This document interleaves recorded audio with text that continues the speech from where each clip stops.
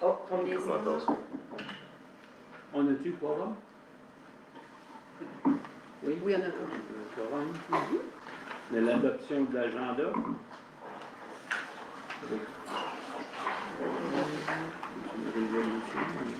Juste quelqu'un pour Oui, ok. Il y a quelqu'un proposé pour accepter l'agenda comme écrit. Proposé par Kim, secondé par Laura. Tout le monde est d'accord? Si une femme va dire oui? Oui, oui. Oui. Motion acceptée. On a-t-il des conflits d'intérêts qui étaient déclarés? Aucun conflit. Aucun conflit.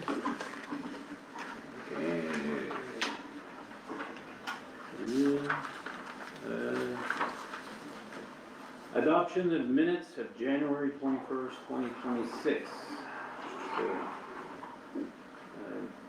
That the minutes for January 21st, 2026 be adopted as presented. I need somebody to move. Moved by Laura, second by Don. All those in favor, please signify. Aye. Those against, motion carries. Is there any business arising from those minutes? Même décidé. This evening? Correspondance, y en a-tu? Aucune. Aucune correspondance. Ok, ça fait qu'on a des présentations 20-25 Audited Financial Statements par Rémi Boulon. C'est infrastructure civile, c'est ça? Hein? C'est ici? Les états financiers du Ça dit état financier 2025 sur un PDF. C'est ça. Ah, ok. Tu peux le mettre en anglais si tu veux, parce que. Financial statement.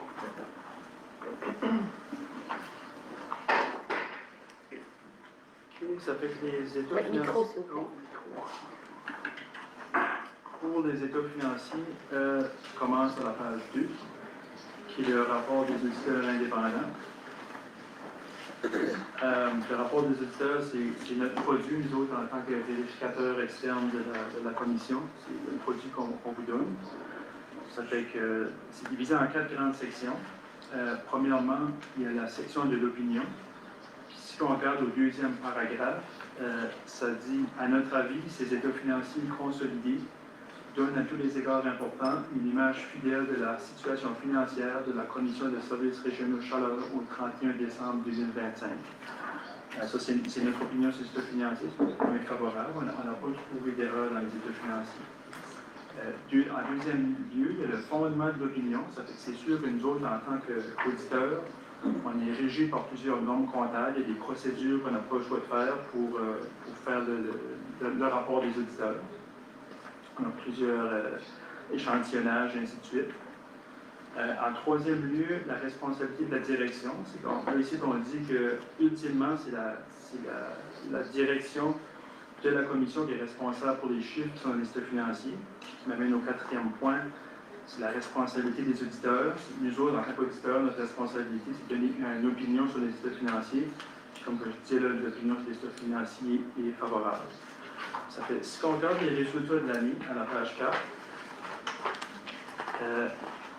là, à la page 4, on a la colonne budget 2025, actuel 2025 et 2024 pour comparer. Si on regarde la colonne 2025 actuelle, c'est les résultats ça, du 1er janvier 2025 au 31 décembre 2025. Ça fait qu'il y a des revenus de vente de services pour 5,8 millions, des frais facturés aux membres de 2,8 millions, autres revenus pour 2,4 millions, des intérêts pour 664 000 ainsi que un gain sur la vente d'immobilisation de 42 000. Les revenus totaux pour l'année, 11 895 930 Si on soustrait les dépenses, divisées par les différents programmes, dépenses d'administration, 1,4 million, services financiers, 238 000, gouvernance, 28 000, coûts d'après-clôture, 524 000, services de planification et inspection des bâtiments, 441 000, services de gestion des déchets solides, 4,8 millions, installation de production d'électricité, 428 000, mandat régional, promotion du tourisme, 244 000, mandat régional, développement économique, 427 000, mandat régional de développement communautaire, 944 000, service de transport régional, 307 000, comité de sécurité publique, 21 000, puis finalement, infrastructure sportive, récréative, culturelle, 731 000. Et les dépenses totales pour 10 602 756. Ça fait, si on prend les revenus moins les dépenses, ça nous donne un surplus pour l'année de 1 293 174 Ça, c'est le surplus de l'année selon la comptabilité du secteur public, qui est la comptabilité qui est requise par la province. Pour vos budgets, les budgets de la commission, on utilise la comptabilité par fonds. C'est ce qu'on voit à la page 19. On fait une réconciliation à la page 19. Puis on divise par tous les différents services. Puis on commence avec la comptabilité selon le secteur public. L'autre? Oui, c'est ça. Oui, c'est là.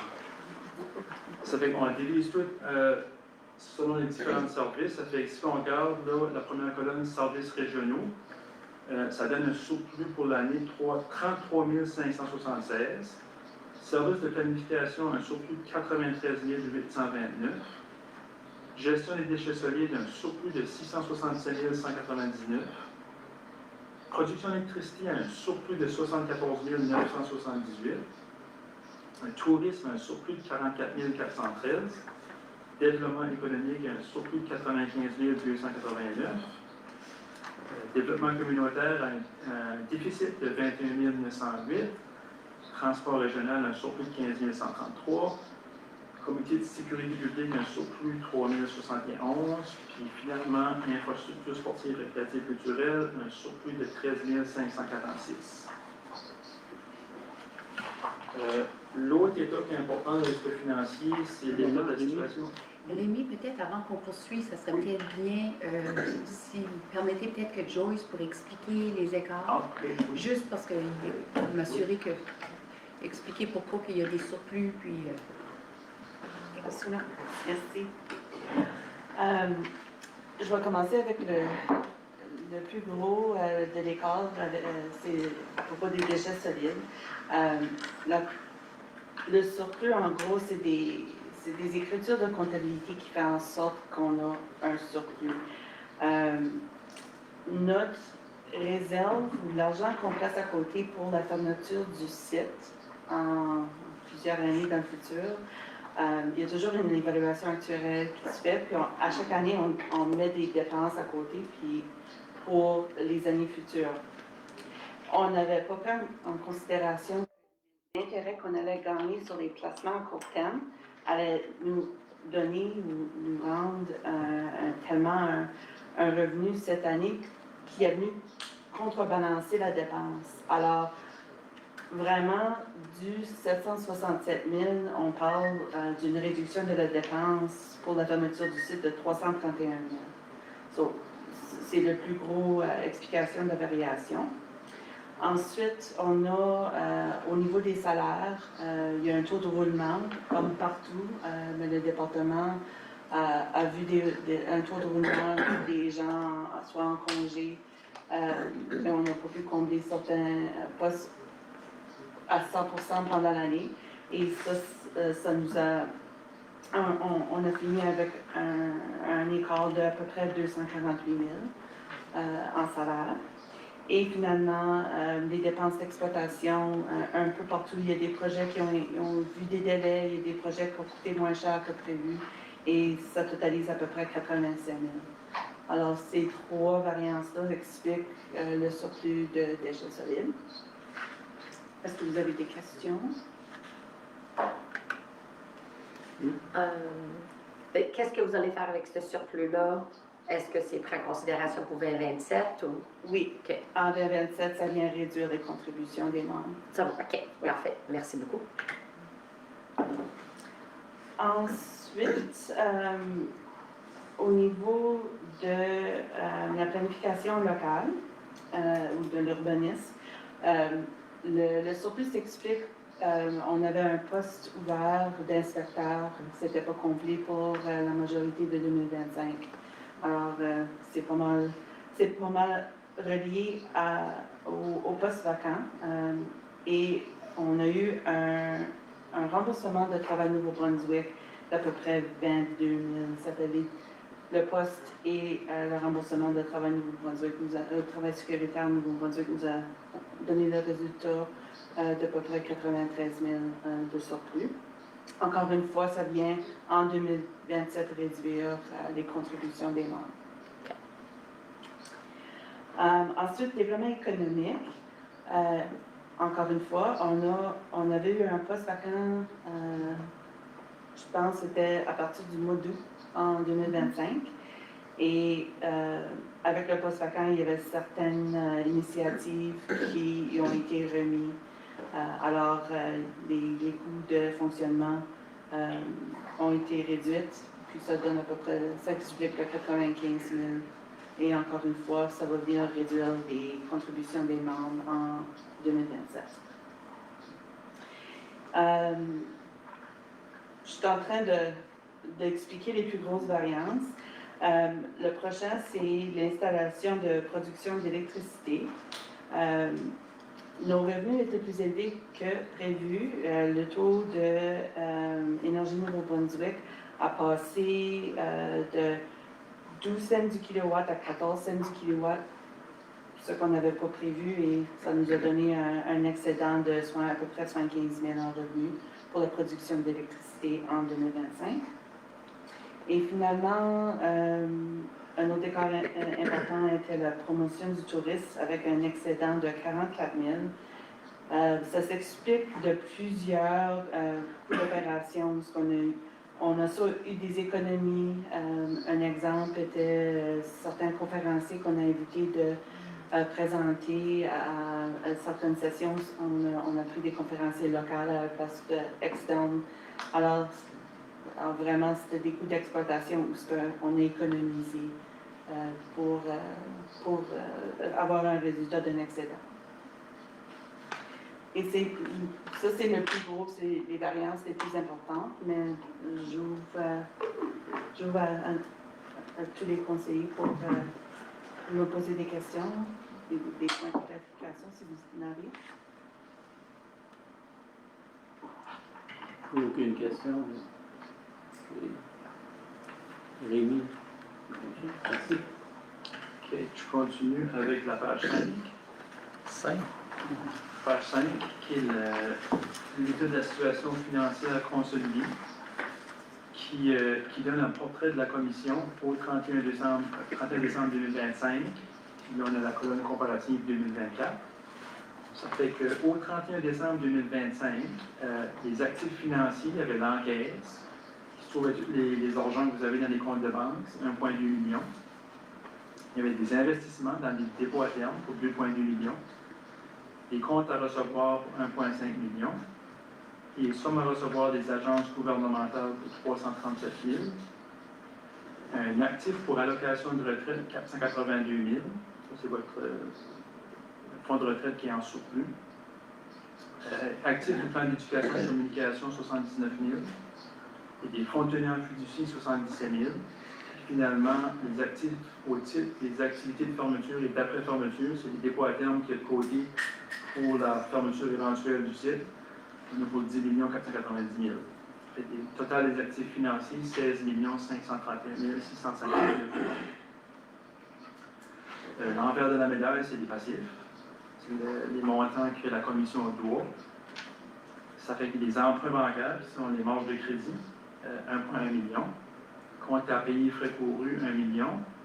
La dette à long terme, qui sont les débentures, pour 5 millions. Les congés de maladie courus, 77 000.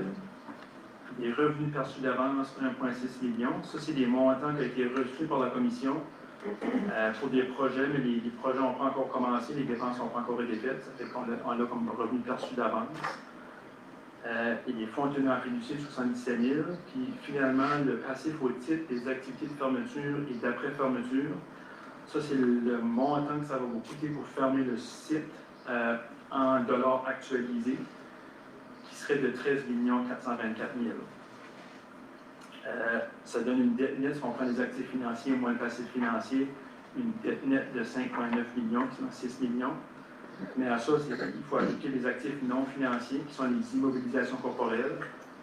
Net d'amortissement, on a pour 23 millions, puis des frais payés d'avance pour 456 000, qui donne actif moins passif un surplus accumulé de 17 500 008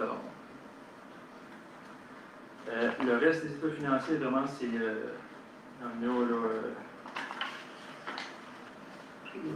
25 pages, et c'est pas mal toutes les mêmes chiffres, ils donnent du support aux deux états que j'ai mentionnés. Ensuite, des notes explicatives, donnent plus de détails sur ça. Je ne passerai pas à travers tout ça. Est-ce qu'il y a des questions sur les états financiers comme tel?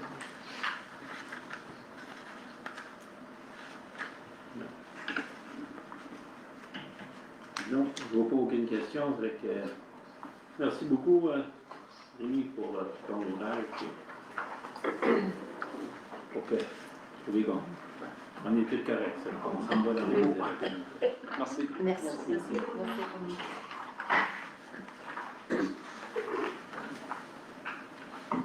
OK, ça va être une deuxième présentation. 7.2, Benensis Infrastructure World Consultant par Guillaume Arsenault.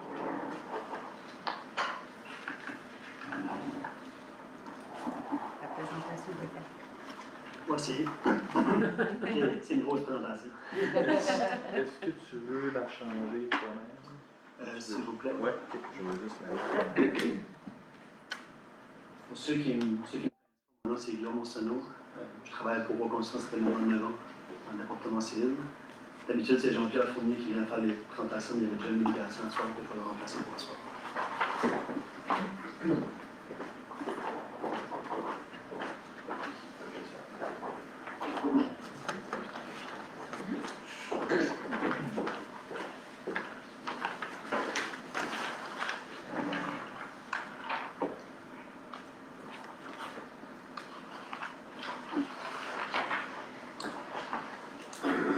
Parler des infrastructures civiles 2026. Ici, il y a un photo du site. Il y aura 2 items qui vont passer en travers. Qu'est-ce qu'il y a des interventions prévues? On a des images, des dessins pour soumission. Qu'est-ce qu'il y a des différentes étapes qu'on va faire cette année? Puis ensuite, les coûts de construction puis notre recommandation. Il y a 4 items principaux qui vont être faits cette année avec les infrastructures civiles 2026. La construction de la cellule 16, fermeture de la cellule numéro 15, la production d'argile dans le banc d'emprunt d'argile, puis aussi le prolongement du collecteur secondaire et l'installation des têtes de puits pour le biogaz. Aussi les dessins de soumission. Il y a principalement 4 aires de travail. Il y a la cellule numéro 16 qui est en haut à droite. Ensuite, il y a la pente nord de la cellule numéro 15, la pente sud de la cellule numéro 15 qui va du capage. Et ensuite, il y a le bois d'emprunt qui est l'emplacement où l'argile va être produit et exploité pour utiliser pour construire la cellule numéro 16. Voici une image de la cellule numéro 16. On voit une vue en plan à vol d'oiseau en haut. Et ensuite, en bas, on voit le profil du fond de la cellule. Principalement, la cellule va être bâtie avec un 1200 mm qui est 4 pieds d'argile dans le fond. Il y a une géomembrane de plastique en HDPE. Ensuite, il y a une couche de protection de sol 200 mm, 250 mm de gravier essuyer, un géotextile, et ensuite une autre couche de granulaire pour protéger les membranes qui sont dessous. Les différentes coupes typiques qui expliquent un peu comment construire la cellule. On peut voir dans le fond ici qu'il y a la conduite de l'Ixilia qui est collectée puis qui est ensuite apportée au système de traitement de l'Ixilia dans les lagunes. Puis on voit aussi les berms ou les digues qui sont construites. Différents détails. Quand la membrane de l'Ixilia passe en travers de la cellule d'argile, on va construire un bloc de béton pour faire sûr que la conduite est ancrée. Ça, c'est pour éviter que la conduite pourrait bouger à cause de l'expansion thermique ou de la retraite thermique. Puis faire sûr que le lixilia ne s'échappe pas de la cellule. On va tirer un peu comme une fondation pour la conduite pour que ça bouge. Conduite de tranchée. C'est des vues typiques pour aider l'entrepreneur à construire la cellule numéro 16. Plusieurs juste pour son travers. Ici, on peut voir les travaux pour la conduite de collection du biogaz, pour la connecter puis récolter le biogaz qui vient de la cellule. On a une page pour la membrane HDPE, pour l'installation. On voit à droite les détails pour la clé d'ancrage. La membrane HDPE est installée par-dessus l'argile. À chaque extrémité, on va venir et on va ancrer la membrane dans l'argile pour faire sûr qu'elle ne bouge pas. Ici, on peut voir qu'on a fait la cellule numéro 15, qu'on a fini à l'extrémité le plus à l'est. On a mis des morceaux de bois temporairement pour protéger la membrane. Cette année, on va venir recreuser, enlever le morceau de bois et venir se connecter sur la membrane qui a été placée pour faire un peu une continuation de la membrane qui a été placée pour rendre ça tout étanche. Ça, on peut voir les travaux de la cellule numéro 15, forme de la cellule. Puis ensuite, par-dessus, quand on a mis le gravier, on peut voir la tranchée ici qui va être pour la conduite de collection d'électricité. Les mêmes travaux vont être faits cette année pour la cellule numéro 16. Ici, on demande les travaux sur la pente nord de la cellule numéro 15. Il y a la petite zone de transition pour se connecter à l'argile existante, puis ensuite la prolongation du capage de la cellule numéro 15. On peut voir le profil de la route d'accès. Et ensuite, comment on fait la connexion pour le pied de pente. La même chose pour la pente numéro sud de la cellule. Les images des travaux antérieurs. Là, on peut voir que les compacteurs installent l'argile, le compact. On a environ 3 pieds d'argile qui est placé pour le capage. On le compacte à chaque 10 à 12 pouces. En point de vue aérienne. Et sur le top de l'argile de capage, on met du gravier et de la terre végétale avec du REC pour faire pousser la végétation. Maintenant, on est dans le bon emprunt. Les zones qui sont hachurées, c'est les zones pour démontrer à quel endroit que l'entrepreneur va aller produire et exploiter l'argile. On va aussi utiliser la terre végétale qui est entreposée présentement. On va l'utiliser pour la cellule numéro 15. Et aussi une zone de stockage pour tout le débris qu'il y aurait sur le sol. On peut voir en bas ici à gauche, la ligne le plus foncée, c'est le profil final du bon emprunt. La petite ligne qui est pointillée, c'est le profil original. Ça veut dire que l'entrepreneur va creuser environ un 4 mètres ou un 16 pieds approximativement.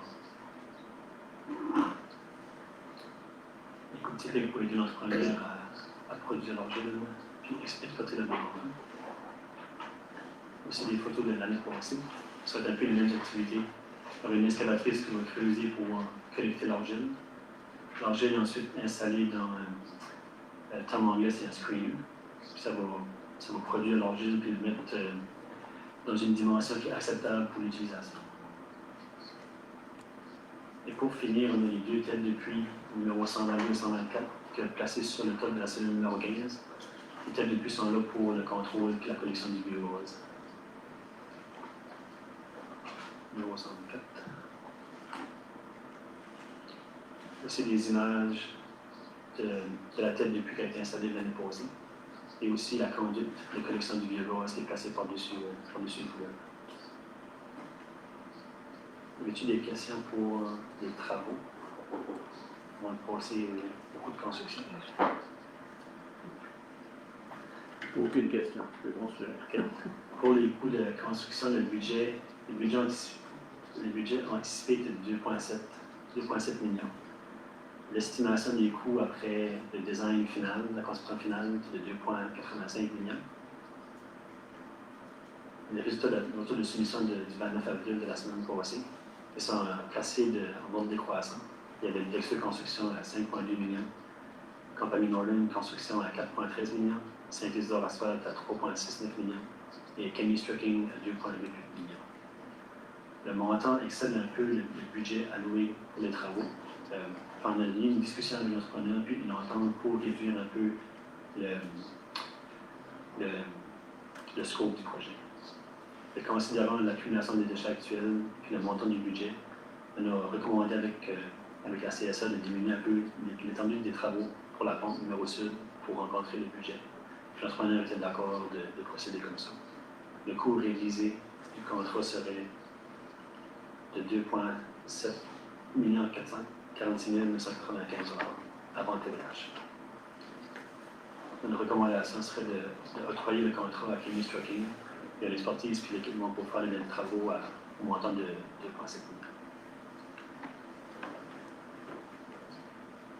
C'est tout de mon côté. Est-ce qu'il y avait des questions? Encore aucune question. C'est une question que j'ai. Faut-tu qu'on passe ça à soir là, pour le contrat? Oui, la présentation, M. le Président, a été. On vient de faire la présentation, puis il va y avoir une réflexion pour octroyer le contrat au point OK. des déchets solides, là. OK. Je trouve là, 9.1. 9 points. 9 points. 9 points, c'est ça.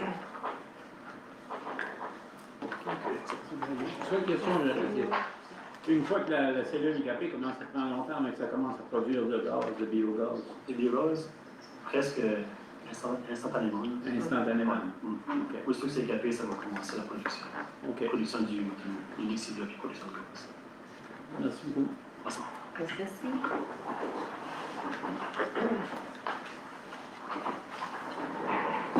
So now we'll pass at 7.3, we got the 2025 annual report by the management team. Thank you very much. Donc, ce qu'on va faire, on va aller par section. On va vous présenter comme les grandes lignes des activités réalisées en 2025. Chaque directeur va présenter leur section respective. Puis, on va tenter, là, s'il y a quelqu'un qui veut nous minuter, là, c'est de garder ça à l'intérieur de pas plus que 10 minutes par personne. J'aimerais mentionner que là, on va vous envoyer par courriel. Ceci, c'est juste la présentation PowerPoint avec les grandes lignes. Cela dit, il y a un rapport annuel avec tous les détails financiers, qui a beaucoup plus d'informations, qui est en train d'être monté sous format d'un rapport. Là. Puis, dès qu'il est prêt, on va faire une annonce sur Facebook, puis il va être accessible par l'entremise de notre site web. Je pense que ça, je l'ai mentionné au début. Donc, sans plus tarder, on va commencer. Donc, on va commencer avec la gouvernance. Donc, pour les gens qui nous écoutent, vous êtes tous au courant ici autour de la table, mais les grands mandats de la CSR sont la gestion des déchets solides, la planification régionale, puis l'aménagement du territoire. Ensuite, on a aussi un mandat au niveau du développement économique, la promotion touristique, le développement communautaire et social. On a également du transport en commun et du transport communautaire. On a aussi certaines initiatives qu'on pourrait encourir au niveau de la sécurité publique et les mesures d'urgence. Et puis, finalement, le portage des infrastructures régionales. Donc, en gros, c'est à peu près ce qu'on gère à la CSR. L'objectif ultime de tout ça, c'est de maximiser les ressources, profiter d'économies d'échelle, puis améliorer l'accès aux services publics pour l'ensemble des communautés, dans la mesure du possible au moindre coût. Donc, en gros, c'est ça qui est nos mandats en général. Si on passe à la prochaine page, on a le territoire.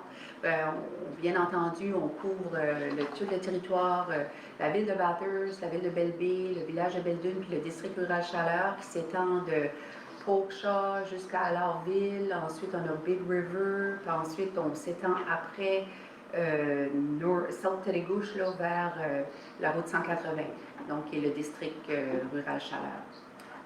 Ensuite, pour ce qui est des membres du bureau de direction, en 2025, le conseil a tenu 14 réunions au courant de l'année. À l'intérieur de ça, on a eu 8 réunions régulières, 5 réunions extraordinaires, puis une séance de travail. Et puis, vous pouvez voir à l'écran, on a les membres, les présences et ainsi de suite. Donc, ensuite, on a aussi un comité de soutien et surveillance, au Oversight Committee of Oversight. Donc, le comité, Support and Oversight Committee, on a eu 3 réunions, si je ne me trompe pas, l'année passée. Puis le but de ces réunions-là, c'est comme on le mentionne, c'est vraiment veiller à la bonne gouvernance puis à la bonne gestion financière des activités de la CSR. Donc, c'est ça le but de ce comité-là. Puis, il est composé d'un président. Et présentement, c'est le président, c'est Michael Willett, le président de la CS, du conseil et aussi président du comité. Puis, il est aussi composé des directeurs généraux des municipalités ainsi que leurs trésoriers. Puis, on a aussi le gestionnaire du district rural Chaleur, M. Wayne McWilliams, qui est ici dans la salle ce soir. Donc, en 2025, le comité s'est réuni à 3 reprises. Mais sur les 3 rencontres, il y en avait 2 qui étaient obligatoires. Une, c'était pour valider justement ce qu'on vient de faire pour les états financiers. On revise les états financiers audités. Donc, ce soir, Rémi vous a donné les grandes lignes, mais là, on était avec les comptables des municipalités, puis ils posent des questions beaucoup plus poussées, puis on rentre vraiment plus dans les détails. Ensuite, l'autre rencontre qu'on a chaque année avec le comité de soutien et surveillance, c'est la révision initiale, l'ébauche du budget avant de procéder à une circulation budgétaire auprès des communautés membres. Mais l'année dernière, on avait aussi eu une autre réunion extraordinaire avec les membres du comité de soutien et surveillance pour réviser la demande de proposition pour les services financiers. Donc, on avait fait appel, c'est Joyce qui s'était occupé de ce projet-là, on avait été en appel de proposition auprès des différents services financiers pour retenir. Finalement, on est resté avec Uni, mais ça nous a permis d'avoir quand même des économies assez significatives en faisant cet exercice-là. Ensuite, là, ça c'est le total des, juste les grands totaux de l'année, là, des réunions du conseil d'administration. Puis je l'avais noté ici, là, j'avais ajouté les 3 réunions, incluant avec les substituts, là.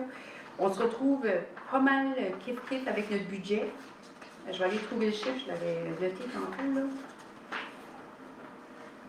Donc, ça, c'est les coûts reliés à la gouvernance. Donc, c'est les coûts de l'horaire, les coûts de transport, tout ça. Donc, le total, là, si on ajoute les montants des membres substituts, on parle d'un total de 26 048, puis on avait au budget en 2025 26 730.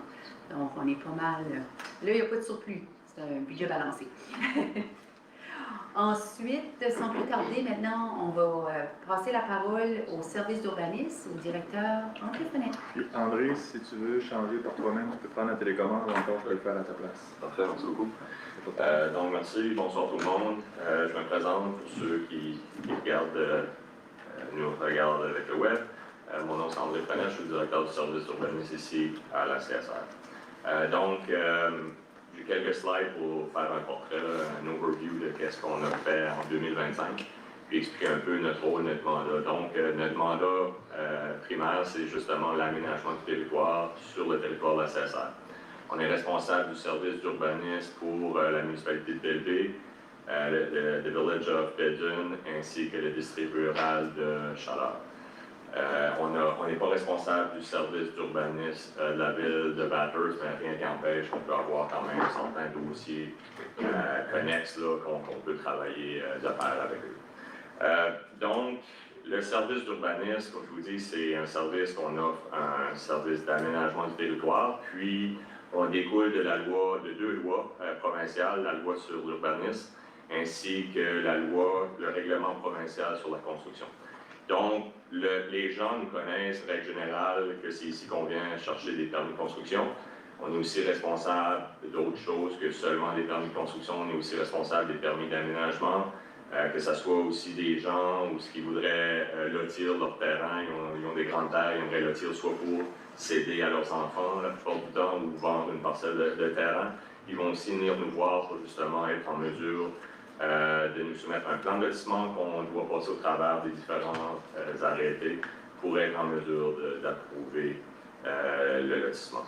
De la loi sur l'urbanisme, ainsi que le règlement provincial de la construction, il en découle des arrêtés. Donc, on est responsable d'écrire des plans municipaux, des plans ruraux, dépendamment si on est une municipalité, si on est une ville, ou si on est un village. À titre d'exemple, Belledune, c'est un plan rural. Puis aussi maintenant, avec la nouvelle entité là, qui est le district Chaleur, on est aussi mandatés par la province de développer leur premier plan rural, parce qu'avant, il n'y avait aucun zonage sur le territoire, à l'exception de Big River puis South Pétacouche. Ma mémoire est bonne. Maintenant, on va créer un plan rural pour l'ensemble du territoire. 2025, on est quand même content parce que une des choses que la province nous a exigé à tous les services et toutes les municipalités à l'intérieur de la province, c'est qu'on doit mettre à jour tous les plans municipaux ainsi que les plans ruraux. Puis on a 3. On est responsable de 3. Donc d'ici janvier 2028, on doit avoir tous nos documents approuvés par la province. Donc en 2025, ça avait débuté en 2024. En 2025, on a terminé avec l'aide d'une firme externe le plan de Belle-Baie, qui a été approuvé début de la nouvelle année de 2026. Même chose avec l'arrêté de construction, parce qu'on a du nouveau territoire aussi, des DSL là, qui a été greffé à ces municipalités-là. Donc, on devait amender les arrêtés de construction pour englober le territoire. Pour ce qui est de Belledune, le document for Belledune, we have a first draft, and it's something that we're going to present hopefully once the election is completed and all that. We'll be able to start talking with the new council as well as the CEO and the members of the public. Donc,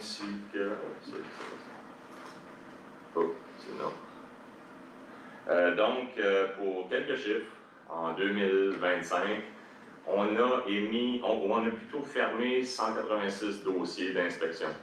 Donc, à titre d'exemple, chaque nouvelle construction, règle générale, on a un minimum de 4 inspections qui doivent être faites. Je vais parler dans le jargon de la construction. Donc, la première inspection, c'est avant qu'on backfill la fondation. Une fois que la fondation est pourrée et coulée, on doit s'assurer que ça a été fait de la bonne façon, que le crush stone est là pour le drain pile, ainsi de suite. Donc, avant d'être en mesure de remplir, backfiller la fondation, on doit s'assurer que ça a été fait de la bonne façon. Donc, c'est la première inspection. Suite à quoi, on va avoir une deuxième inspection qu'une fois que le framage puis le système de truss a été installé, on doit s'assurer que tout rencontre le Code national du bâtiment. L'inspection numéro 3, c'est une fois que l'isolation a été installée, on doit s'assurer avant qu'on ferme les murs que, c'est la bonne isolation aussi, que les murs, que le câble vapeur a été bien installé, ainsi de suite. Parce que, puis finalement, la 4e inspection, c'est que c'est à la fin, quand le bâtiment est prêt à être habité, on veut s'assurer que côté plus sécurité, s'assurer qu'il y a les alarmes à feu, s'assurer qu'il y a les ridelles, les appuis-marches, ainsi de suite. Même chose pour lorsqu'il y a un garage qui connecte avec la maison, s'assurer qu'il y a une porte qui se ferme automatiquement pour éviter que les fumes du garage pourraient rentrer dans la maison. Ça fait, nous, on dit toujours que c'est un minimum de 4 inspections, mais ça se peut qu'il y en a plus. À titre d'exemple, si on a un bâtiment multifamilial, mais c'est sûr qu'on doit faire 4 inspections dans chaque unité. Les unités ne sont pas nécessairement terminées en même temps. Alors, on dit toujours, un investissement comme une maison, c'est notre investissement la plus dispendieuse qu'on n'aura jamais à faire. C'est là qu'est notre rôle, s'assurer que c'est bien bâti, que ça rencontre tous les cas d'exigence.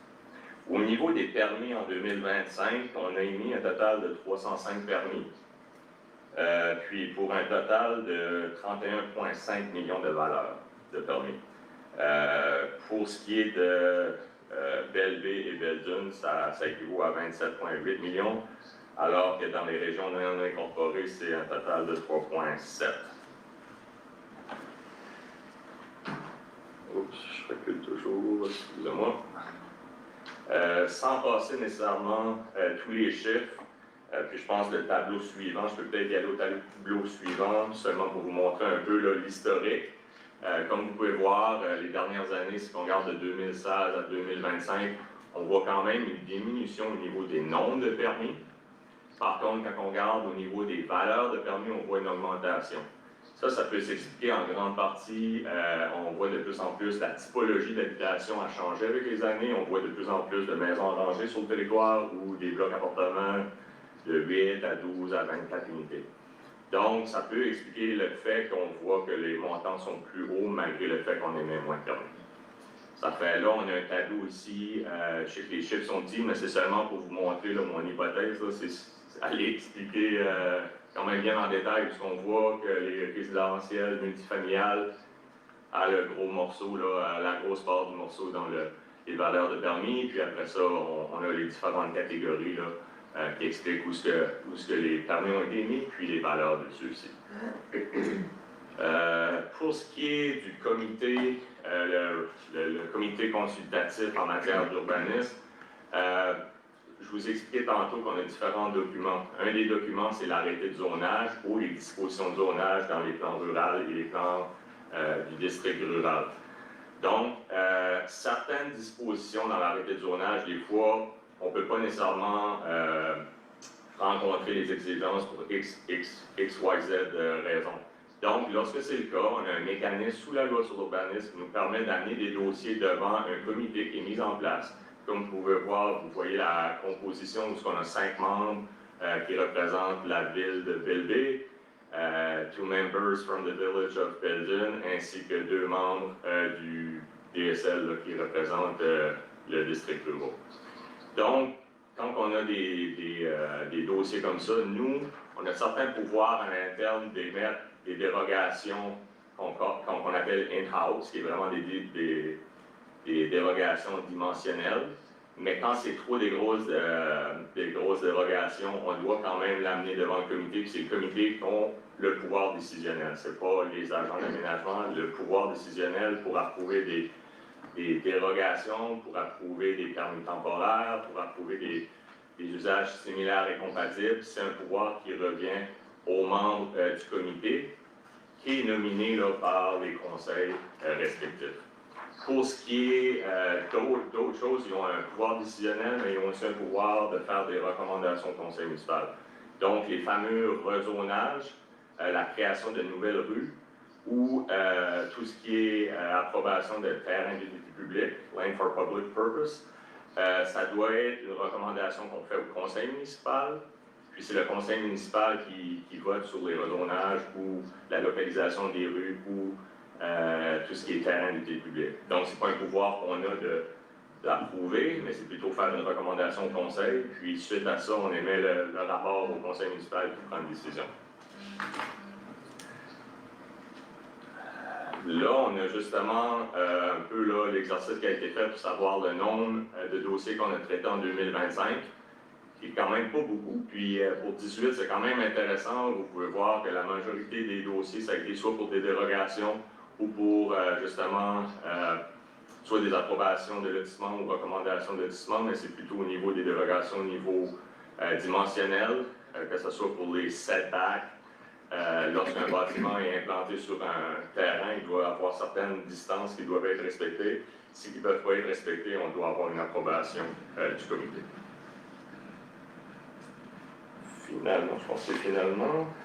Oui, ici on a un peu un portrait qui est la composition de notre budget. La première colonne, comme vous pouvez voir, le montant que le village de Belden doit payer pour notre service, c'est 151 000, si j'arrondis. La ville de Belleville, 421 000, puis le district rural, 101 000. C'est important de savoir que ces montants-là, c'est la loi qui dit que ça doit être, c'est basé sur l'assiette fiscale des municipalités. Donc, c'est pour ça que plus ton assiette fiscale est haute, plus que la part de votre contribution va être élevée, et vice-versa. À côté, on voit vraiment tous les frais administratifs. Quand quelqu'un vient chercher un permis, quelqu'un qui a appelé pour une dérogation, il y a des frais administratifs. Puis tout 100% de ces frais-là sont redonnés de nouveau aux municipalités. Donc, qu'est-ce qui est demandé? C'est un peu comme notre paye. On a un montant brut, puis on a un montant net une fois qu'on a payé toutes nos dépenses là, au gouvernement. Là, ici, on a l'exemple où, à titre d'exemple, si je prends Belleville, a priori, on demande 421 000. On les a remboursés toutes les valeurs de permis, tout l'argent qui a été produite là, envers les services qu'on offre à Belleville. On a remboursé 164 000. Puis le coût réel à la fin de l'année, c'est pas 421 000, mais plutôt 255 000. Même chose avec Belle-Dune, où c'était 151 000, un peu moins beaucoup moins de développement à Belle-Dune, donc il y a un total de 148 000, et la même chose pour le district rural. Donc, vous comprenez que c'est important de comprendre que ce qui est demandé pour le budget n'est pas nécessairement le montant final une fois qu'on a remboursé tous les différents permis. Donc, si vous avez des questions, membres autour de la table, je suis là pour répondre. Merci. Je n'ai pas aucune question, mais merci beaucoup, André. Merci. OK, fait qu'on va solid waste, so Dan. Solid waste, okay. So, can you hear me? So just a summary of my department. So we continue to provide residential and commercial waste services across the Chaleur region, as well as Restigouche, Acadian Peninsula, and Greater Miramichi. We emphasized environmental protection, regulatory compliance, and public education. We're no longer just an area that accepts waste and buries it. We're more into innovation, the long active role in raising awareness, educating the public, and driving innovation. So we do this by working with the schools.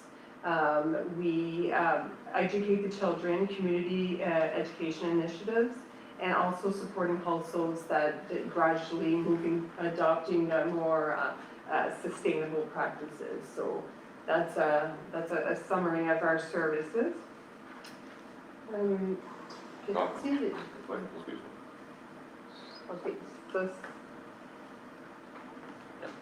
OK, ça fait que nous avons 3 objectifs stratégiques qui ont été identifiés pour déchets solides. C'est le renforcement de la capacité énergétique verte, la sensibilisation et éducation du public, et aussi développement durable et recherche des solutions innovantes. Ça fait c'est pour la réalisation pour chaque objet stratégique. Il y a plusieurs pour le renforcement de la capacité énergétique.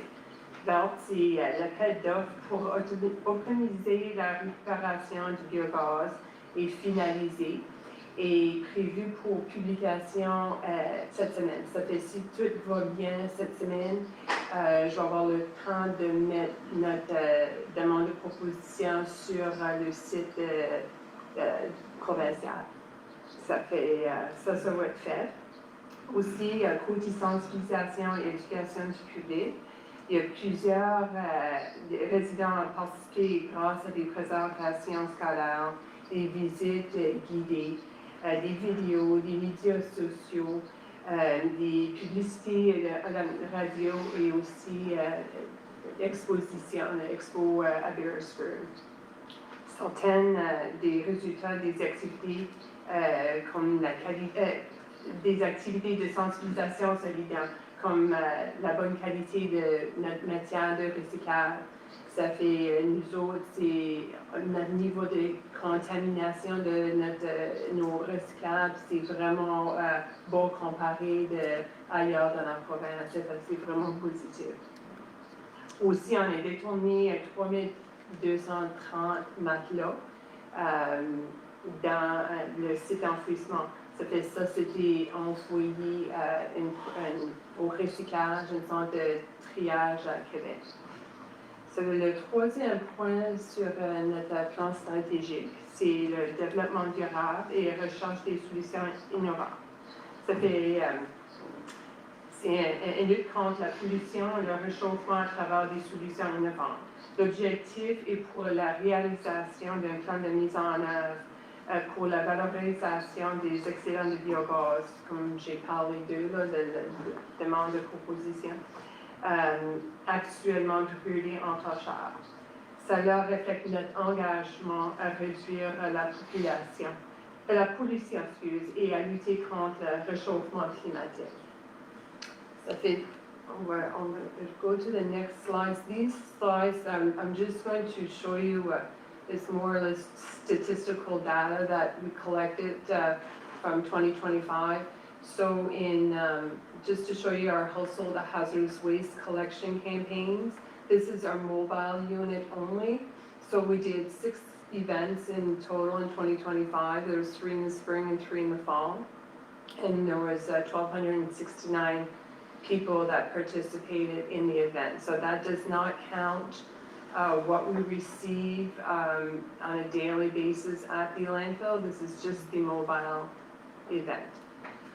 This slide here is just for presentation purposes showing what we receive and what we treat as far as tonnage goes at the landfill.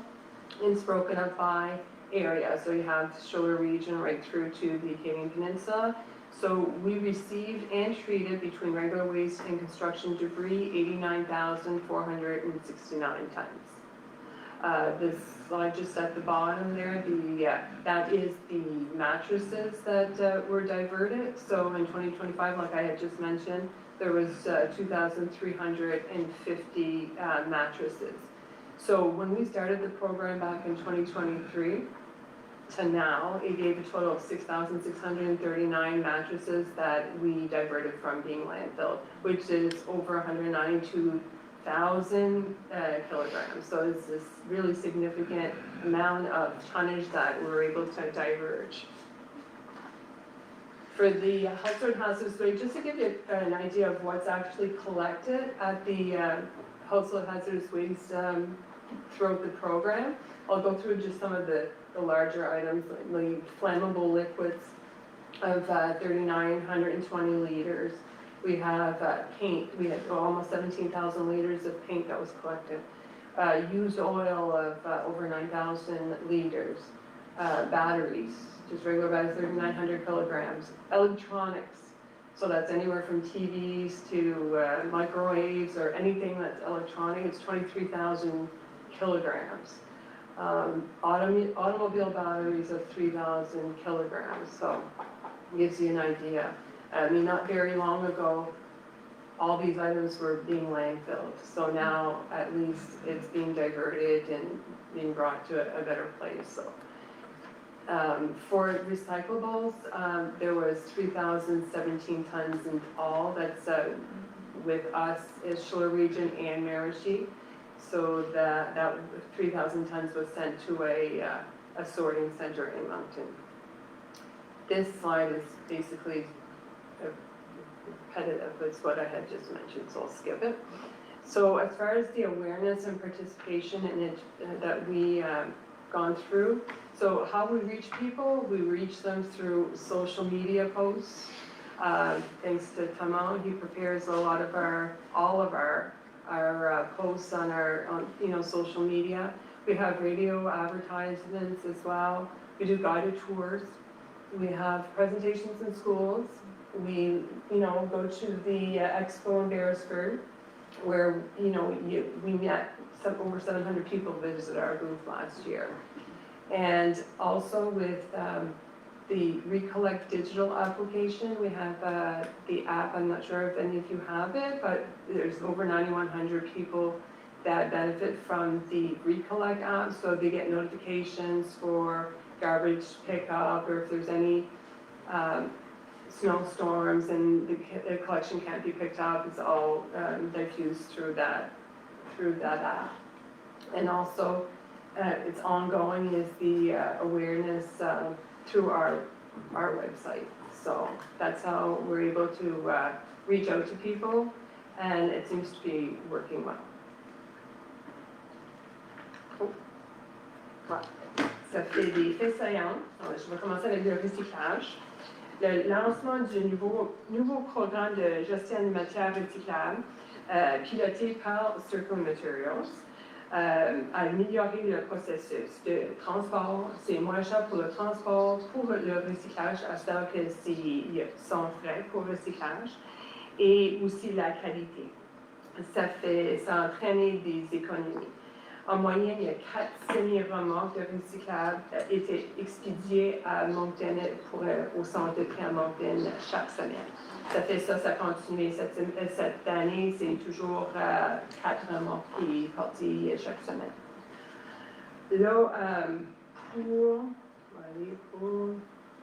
notre fameuse production d'électricité, après les améliorations qui étaient faites sur les transformateurs pour la production d'électricité, il a fonctionné toute l'année. Ça fait, on a produit 5638 MW d'énergie. Ça fait ça, c'est assez pour énergie pour alimenter plus que 225 foyers. Ça fait, c'est significatif. La cessation de l'enfouissement des matelas, comme j'ai expliqué, des matelas récupérés et transférés. Je l'avais fait, excuse-moi. C'est transféré à une usine à Québec pour recycler, puis presque 100% de ce qui est de matière comme telle est recyclé. Acquisition de compacteurs. Cet équipement est essentiel pour nos opérations. Ça réduit le volume de déchets dans les cellules, puis ça prolonge la durée des cellules. Ça fait que c'est essentiel. Aussi, je vais juste mentionner notre projet capital qui a été complété, c'est cellule 14 qui a été fermée et notre phase 3 sur notre programme de surveillance qui a été complété. Pour les food cyclers, il y a 163 food cyclers qui étaient distribués dans la région. On a vendu avec subvention de 80% pour promouvoir le compostage domestique. C'est très, très populaire, puis on vend encore de aussi de l'enfouissement. Ça fait si jamais il y en a qui est intéressé d'avoir un food cycle, contactez-nous.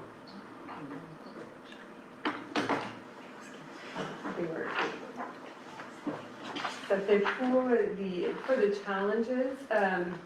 Major challenge for solid waste management is obviously to continue to offer residents a high quality of service that remains affordable for everyone with the high cost of living and also with repeated breakdowns that the inflation which continues to drive up operating costs is not always easy. So that's always a challenge.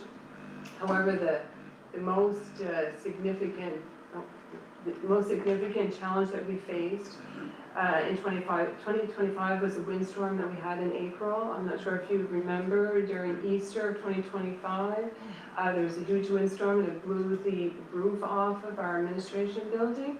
So although, we were a good part of the year trying to get that cleaned up and repaired, it was on the weekend, it was on a Sunday, and no one was hurt, which was the most important, and there was no cars were involved, there was no one around except for the security guard, and everybody was safe. So anyway, we're still trying to finish off getting the repairs done, but that was one of the major hurdles that we encountered. Pour nos projets futurs. Ça fait, à court terme, notre priorité principale est de mettre en place un moyen de récupérer l'excédent de biogaz produit sur le site d'enfouissement, comme j'ai parlé plusieurs fois. Étant donné que le générateur n'utilise qu'environ un tiers du volume produit, le reste est essentiellement brûlé au torcheur. Ça fait que ça, c'est important. À long terme, nous nous engageons à prolonger autant que possible la durée des opérations du site d'enfouissement. Nous allons poursuivre nos efforts pour sensibiliser le public et trier autant que possible à la zone de déchargement à tous les déchets qui rentrent pour s'assurer un triage est fait à ce niveau-là pour éviter les déchets qui enfouis. Ça fait ça, ça. Je vais juste attendre. Pouvez-vous faire suivre votre téléphone et sur Airplane Mode parce que ça affecte le système de son. Ça fait c'est tout, ça complète ma section. Ok, merci beaucoup. Moi, j'ai une couple de questions. Ça fait comment d'autres systèmes de journalisme que ça vous prendrait pour remettre ça à zéro pour que la pollution s'aille complètement? Ben, c'est ça, l'étude qui va sortir, la soumission qui va sortir, c'est pour explorer toutes les autres options disponibles. Ça peut être, peut-être c'est pas une génératrice, ça peut être prendre des gaz pour la machinerie lourde, pour chauffer les bâtiments, il y a toutes sortes de choses qu'on peut faire avec. C'est ça que l'étude va déterminer. Qu'est-ce qui est moins coûteux pour bigger bang for your buck. Okay. C'est ça que je vais l'amener après l'étude est complétée. C'est ça qui est un des critères qu'une présentation est faite à Signopo ici. Ça fait. Okay. Puis l'autre question que j'avais, c'est à cause qu'on a beaucoup de questions chez la ville de Bathurst pour Circular Materials. Oui. Parce que ça arrive à toutes les semaines qu'ils oublient de ramasser une poubelle à quelqu'un ou qu'ils oublient de ramasser l'autre poubelle à quelqu'un d'autre.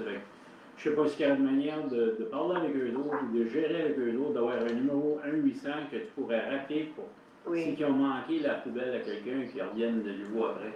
Et ça, c'est le contracteur. Oui, je le sais, mais c'est ça, c'est pareil comme si tu parlerais au mur. Là, parce que tu parles à certains contracteurs, ça fait qu'il faudrait qu'il y ait quelque chose de fait pour ça, soit qu'on anticipe ça nous autres mêmes avec la commission ou quelque chose, parce que je sais que la ville dit, appelez Circular Materials, ça revient avec nous autres, je suis certain que les autres municipalités font la même chose, mais c'est vraiment pas bon, parce qu'ils renversent les poubelles, puis ça, puis ils n'arrêtent pas pour les ramasser de nouveau, comme que les employés de la ville faisaient avant.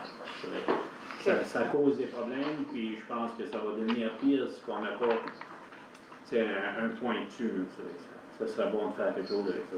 OK, merci beaucoup. Je vais apporter ça à Circular Materials. Okay. Mais nous, on ne gère pas la collecte, on ne gère pas les contracteurs, c'est difficile. Puis Circular Materials ne veut même pas qu'on embarque à rien. Ça fait que on peut toujours parler avec Circular Materials pour faire sûr que les autres passent le message des contracteurs. C'est ça. Merci. Oui. Je peux-tu juste renchérir sur. Je sais que Laura va ajouter quelque chose. Je voulais juste renchérir sur ce que Dana mentionnait. On pourrait aussi, parce que j'entends la même chose, moi aussi, des citoyens qui me posent des questions, là, donc c'est valide. Là. Ce qu'on pourrait faire aussi, si on a de la difficulté avec. À essayer de trouver un terrain d'entente entre Circular Materials puis ceux qui font la collecte, les contracteurs. On peut aussi, je pourrais entreprendre des démarches aussi avec Recycle NB. Parce que c'est Recycle NB qui a embauché ou qui a octroyé le contrat Circular Materials. Puis, si ça arrive dans la ville de Bathurst, ça veut dire que ça arrive ailleurs.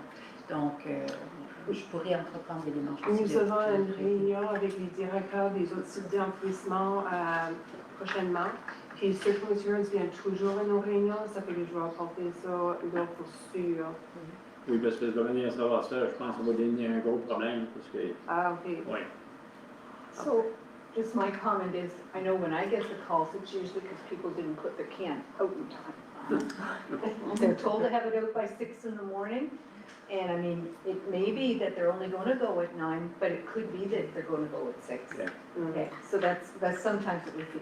I just have one other question. Have you noticed, like, now the recycling centers where we can take our bottles, our recyclables into, they accept glass. Has that made an impact on you people? No, because we weren't accepting it before. So we do separate it now. When glass comes in, we'll separate and we'll bring it to the redemption center, but no, as far as quantities. I wouldn't say recycle, that it would make a difference on your recycling, but maybe in your garbage, because a lot of people were throwing like pickle bottles and stuff like that in the garbage cans before, but now, through education, I know just in church, I make announcements like, don't put glass in the garbage can, Mhm. take it to the recycling center, the redemption center. So I'm just wondering, because I know we don't want glass in the landfill, No, but that's not to say it wasn't happening. haven't really noticed a difference as far as tonnage goes, but yeah, there's quite a bit that's being brought over. Okay. Yeah, I think people are holding on to it. A lot of people, not necessarily everybody was throwing in the garbage because they were kind of waiting for this program to develop. But yeah, Because I know, sorry, I know at one time when we went to do a composting thing, we couldn't use the compost because there was too much glass in it. They had tried it or something. That might have been when Yan was here, right? yeah. Yes, or Yenny, yeah, that had happened. They composted, but then they couldn't use it because So there was glass. glass in it. For circular material, I do get a lot of complaints, and they just don't pass, period, like a whole subdivision. Wow. And when they call, they say that they're short-staffed. So they wait like a month before they come back again. So it got so bad that I went to our engineer and said, can you reach out to them and let them know, because I'm getting more complaints now than ever before. Is that right? Mhm. Okay.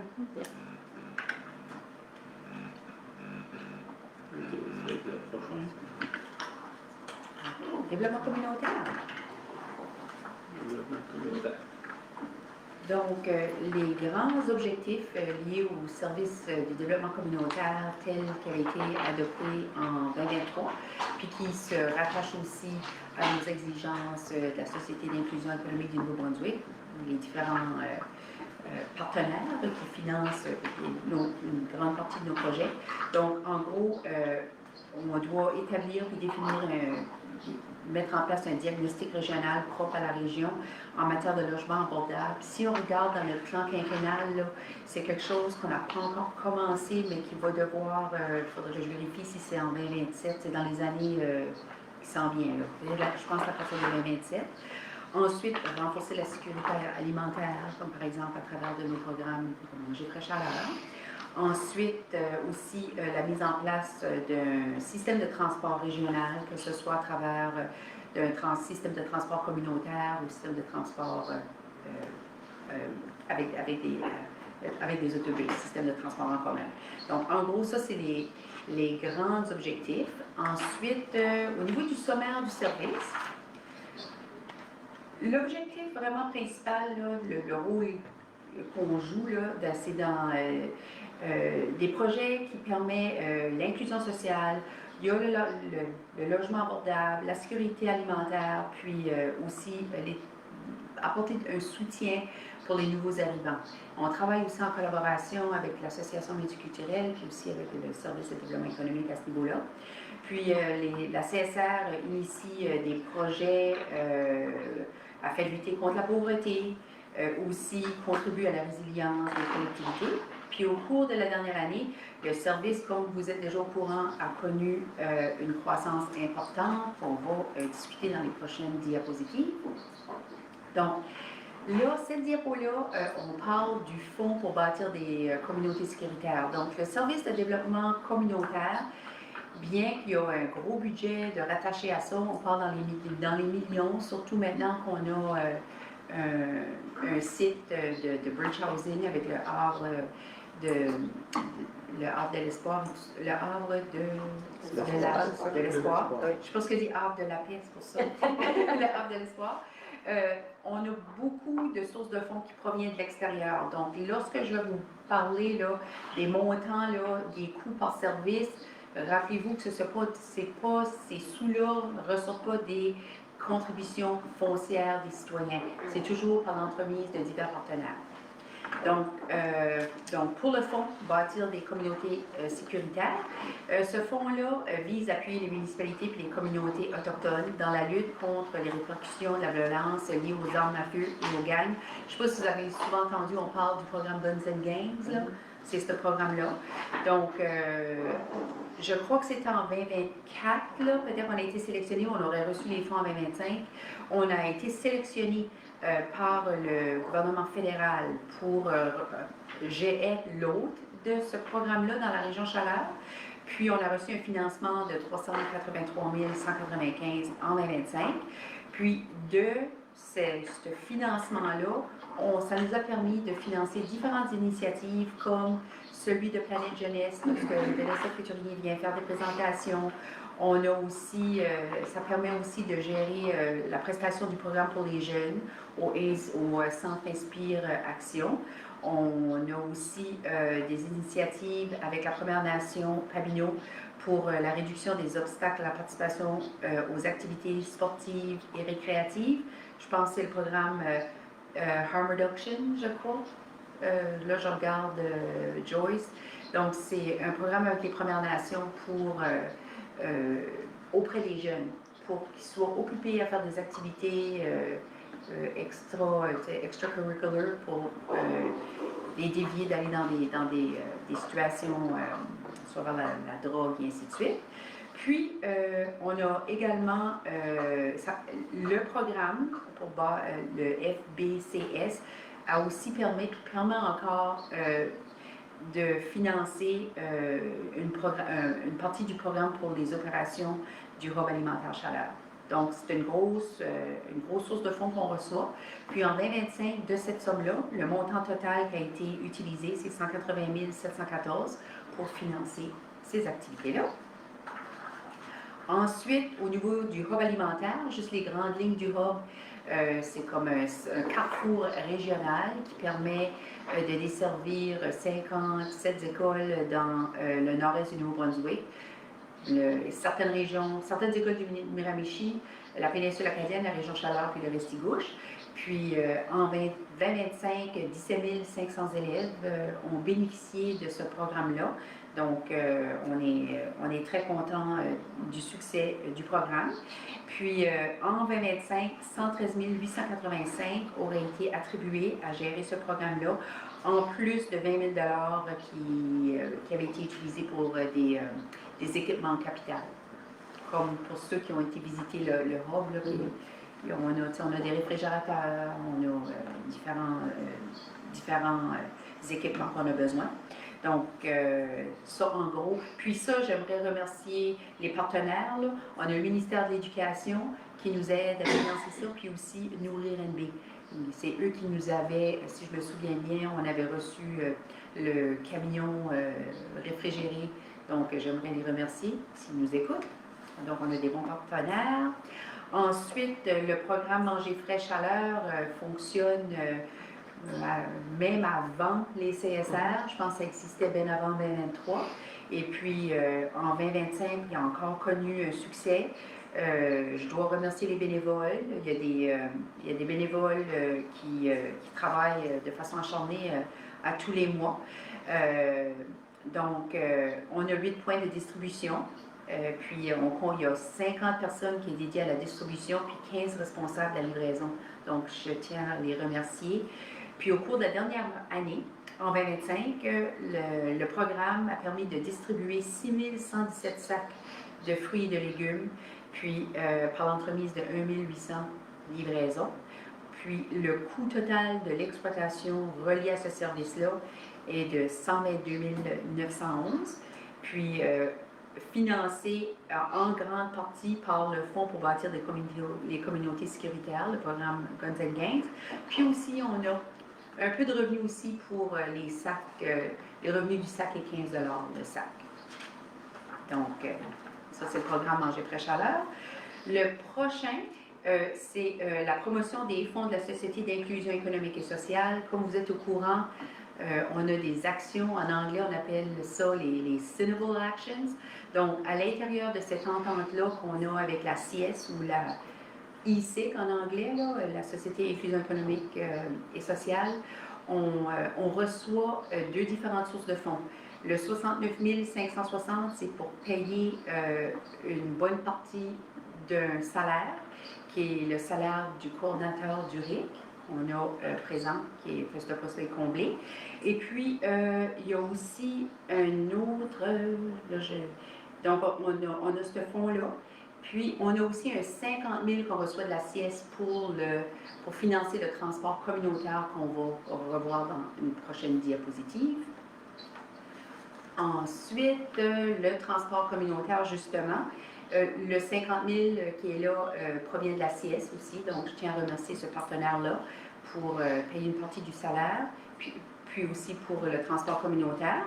Puis en 2025, de janvier à octobre, le service a permis d'accompagner plus de 1500 déplacements. Puis ça, c'est pour des services comme des rendez-vous médicaux, puis aussi des autres services essentiels. Puis tout ça, ça a été effectué par 9 bénévoles dévoués de la région Chaleur.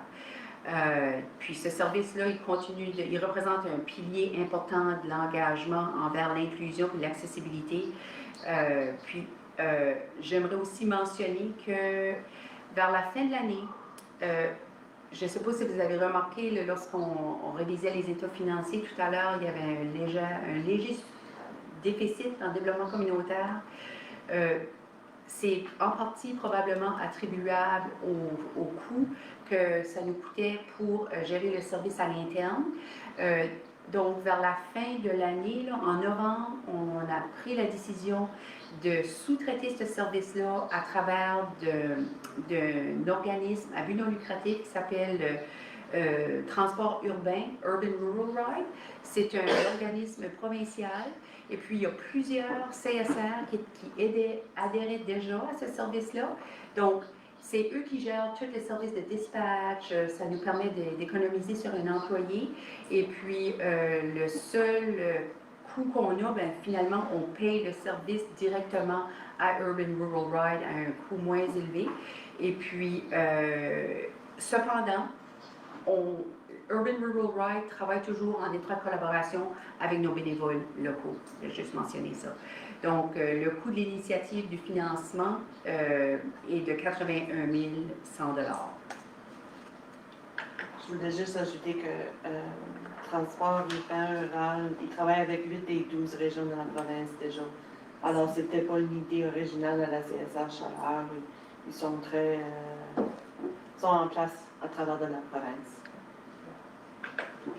Puis aussi, pour enchérir là-dessus, j'ai rencontré les directeurs généraux des autres CSR, puis on voit, il y a encore certaines CSR qui utilisent le service interne, puis il y a vraiment une économie à faire avec Urban Rural Ride. Puis, si je ne me trompe pas, je crois que la CIES aide à les financer aussi, hein? Les fonds qui proviennent au CSR et transférés à Urban Rural Ride, puis on les entend. Et CIES est reconnaissant que c'est une formule pour desservir la région. C'est comme une entente tripartite, là.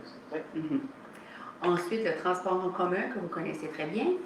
Donc, comme vous êtes au courant, l'année dernière, l'année 2025 était vraiment une année de travail de terrain pour mettre le service en place dans la ville de Bathurst. Donc, vous êtes au courant du service qui est rentré en vigueur le 19 janvier. Je vous avais donné des stats jusqu'à la fin, début mars, il y avait déjà eu 5000 accompagnements. Je suis certaine que ça augmente encore. On pourra vous donner des données à jour à la prochaine réunion. Donc, pour retourner à notre plan stratégique, ce qu'on prévoit, puis ça c'est toujours ce qui était adopté dans le plan stratégique en 2023, on a toujours l'intention, avec la volonté des municipalités, d'implanter ou élargir le service à Belle-Dune et à Belle-Baie en 2027. Et puis, en 2028, on aimerait élargir le service à l'intérieur du district rural Chaleur. Bien entendu, tout ça va être fait par étapes, avec la consultation, avec la présentation, avec des analyses de coûts. Donc, on espère pouvoir entamer ça après les élections, si possible. Puis, le coût de l'initiative, là, c'est le chiffre, c'était prévu pour l'année dernière, mais... Oui, mais ça a tout été approuvé en 2025. C'est ça. Et ça inclut le coût des mobilisations, les achats des autobus et l'équipement nécessaire pour mettre en œuvre le service. Pour un total de 692 traits et 13. Et comme je mentionne, ce ne sont pas des fonds qui sont... il y a juste 10 % de ce montant-là qui est facturé par la Ville de Bathurst. Ensuite, Planète Jeunesse. Vous le connaissez bien, Vanessa Couturier a déjà venu faire des belles présentations. C'est un programme qui vise à prévenir la consommation de substances chez les jeunes. Et puis, c'est un programme qui est très, très actif, puis ils sont bien, bien outillés. Marc Arsenault aussi était venu faire une présentation avec Vanessa je pense que c'était au mois de février ou au mois de mars. Là. Donc, parmi les activités qui ont été réalisées en 2025, on les a aidés à financer par l'entremise du programme de financement Guns and Games, à réaliser un sondage auprès des jeunes pour se dresser un portrait des comportements liés à la consommation. Puis, Vanessa était venue présenter les résultats de ce sondage-là. Aussi, ça a permis aussi à participer au groupe, là, à participer à plusieurs événements d'envergure. Le programme, il y en a qui ont participé au programme jeunesse en Islande, à Toronto. Puis ça se déroule encore en 2026. Puis aussi, Planète Jeunesse a aussi reçu le prix, l'étoile communautaire par le réseau Santé Vitalité. Donc, c'est un très, très beau programme avec des ressources fantastiques qui travaillent. Puis le coût de cette initiative-là, en gros, là, on parle de presque 250 000, financé par le programme Sécurité publique Canada. Ensuite, un autre projet que vous connaissez beaucoup, la lutte contre l'itinérance. Pour ceux qui ne sont pas au courant, la CSR Chaleur est la première CSR à gérer un programme d'itinérance et de logement. Les actions clés en 2025, la CSR a pris en main la gestion du refuge d'urgence à Bathurst. Ça, c'était à partir d'octobre 2025. Elle a aussi ouvert et géré un centre de réchauffement à partir de décembre 2025 jusqu'en mars 2026. Ensuite de ça, on a travaillé à aller chercher des investissements de plus que 1 million auprès de Habitation NB pour aller faire la construction des unités modulaires. Puis aussi 700 000 pour la gestion du service auprès du développement social.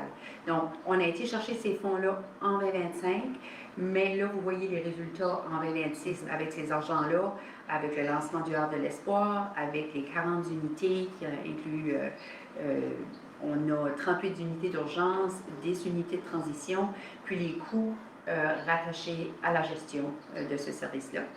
Puis je tiens aussi à remercier les partenaires, Développement social, Habitation NB, merci beaucoup. Puis le CAB, le Comité consultatif communautaire et la Ville de Bathurst. Puis, est-ce que j'en oublie? Je vais faire sûr de tous les remercier. Human Development Council, oui, qu'on appelle, je l'ai pas en français. Ah oui, Conseil de développement humain, puis qui gère un programme qui s'appelle Vers un chez soi. Donc, les coûts totaux de l'initiative, de tout ça, en 2025, s'élevaient à presque à 175 000. Les enjeux et les défis, on en a eu plusieurs, parce que ce sont des dossiers qui sont quand même, tu sais, c'est des gros dossiers. Il y a eu des transferts, tu sais, d'un organisme à un autre. C'est pas toujours facile, le changement. Les plus gros défis, en gros, c'était toute la question des défis en ressources humaines. C'est pas juste dans la région Chaleur, on a des défis partout à ce niveau-là. Il y avait aussi des défis avec au niveau du travail, au niveau de l'administration, parce qu'on ajoute des services. Donc, il faut réorganiser le travail à l'interne avec tous les services des achats, la comptabilité et ainsi de suite. Mais là, on commence à stabiliser, puis avec la venue de ma nouvelle directrice des opérations qui va définitivement nous donner un bon coup de main. Puis déjà, je vois déjà une différence cette semaine. Incroyable, ça fait juste 3 jours. Donc, en gros, c'est ça, les grandes lignes, puis quand même beaucoup du service de développement communautaire. Puis, on a aussi, juste une dernière petite chose, on a quand même un comité du conseil qui est composé des différents partenaires qui se réunissent aussi pour aider à appuyer ces initiatives-là. Questions, commentaires sur le développement communautaire? OK. Je voulais remercier la CSR. À la ville de Bathurst, ça faisait 2-3 ans que, depuis qu'on voyait qu'on avait de plus en plus d'itinérants, qu'on essayait de trouver des solutions. Et quand j'ai approché la CSR en leur demandant s'ils prendraient la relève du dossier, ils ont dit, ben, on va l'amener autour de la table pour voir s'il y avait un intérêt. Donc, merci à la CSR, mais merci à tout le monde d'être autour de la table, parce que là, on est vraiment en train de faire une différence. Si on regarde le nouveau emplacement, ça fonctionne. Ça fonctionne très bien.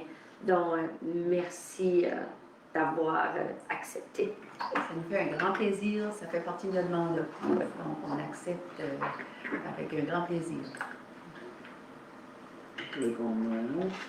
Développement économique et tourisme.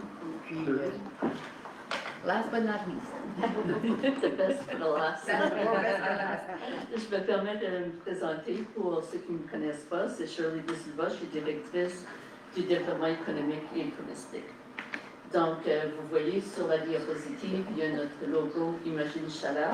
Mais Imagine Chaleur, c'est vraiment la marque du service de développement économique. Donc, notre mission est très simple, mais ambitieuse. On veut faire rayonner la région Chaleur comme une région dynamique, accueillante et prête pour l'investissement. Donc, la marque est associée avec des services de développement économique. Notre rôle est de soutenir la croissance économique de la région en travaillant avec des entreprises, les partenaires et les communautés pour mettre en valeur tout ce que notre région a à offrir. Notre objectif n'est pas seulement d'attirer des entreprises, si vous voulez, mais surtout de démontrer que la région Chaleur possède des ressources, la main-d'œuvre et l'environnement nécessaires pour permettre aux investisseurs de s'établir et de grandir et de réussir ici. Donc, nous voulons que les entreprises voient notre région comme une région qui est prête, ouverte aux opportunités et capable de soutenir une croissance à long terme. Aujourd'hui, les entreprises, si vous voulez, cherchent de plus en plus un emplacement, plus que simple emplacement. Ils cherchent vraiment un partenaire. Ils veulent une région qui est prête, flexible et tournée vers l'avenir. Et c'est exactement ce que nous voulons démontrer et nous sommes fiers en fin de compte de notre contribution. La prochaine diapositive, ce sont les objectifs stratégiques. Donc, les objectifs stratégiques sont à peu près ce que vous voyez. On veut positionner la région Chaleur comme un territoire qui est attractif, qui est prêt à l'investissement.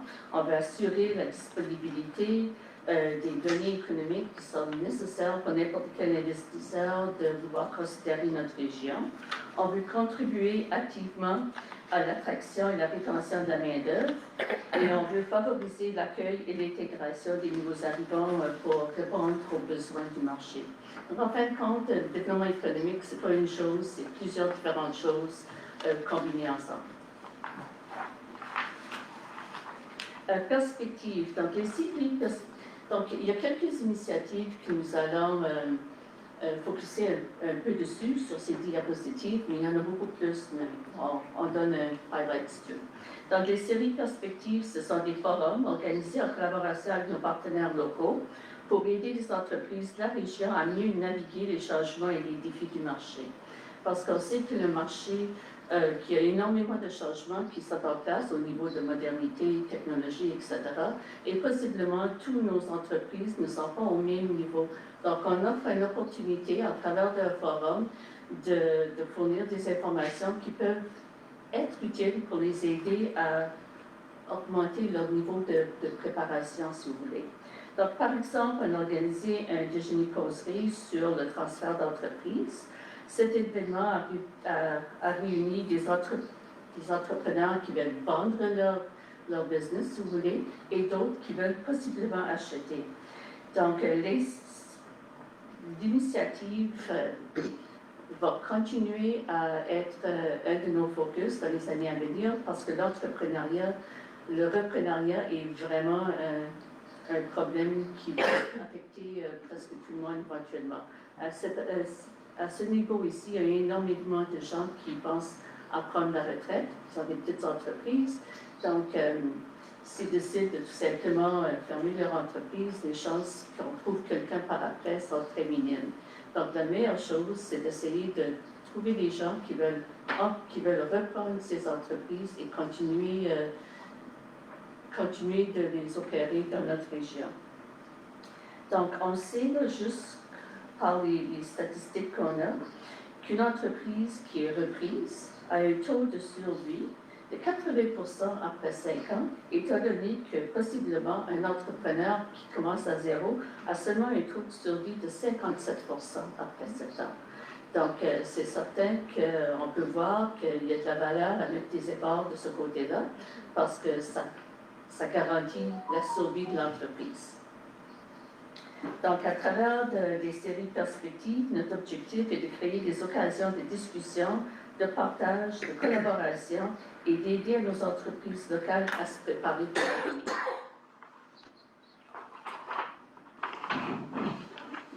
OK.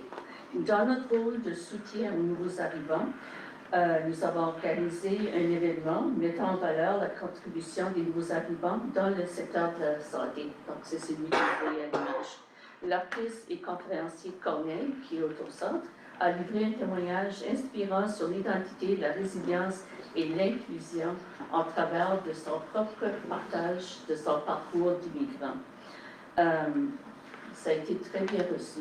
Il y a eu énormément de gens qui ont assisté.